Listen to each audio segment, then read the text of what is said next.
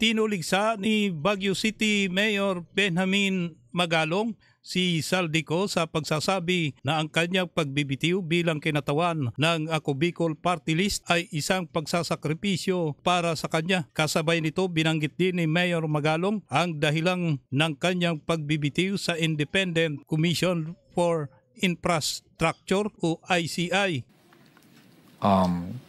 There's no transparency. There's no transparency whatsoever. Nakita namin yan ni Secretary Vince. Tinago lahat. No? And they are just so comfortable doing it. They're not afraid. Imagine, hindi man lang nila naisip na paano ang taong bayan. Nakakainsulto pa.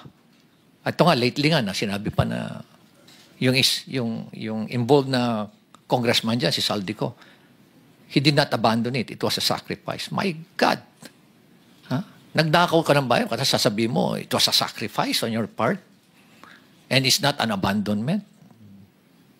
Ganyan na ba kababa yung standard natin sa Kongreso, Mr. Chair?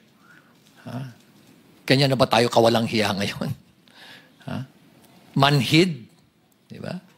Napaka callousness, hypocrisy. At nakaka-insulto sa mentalidad natin Pilipino.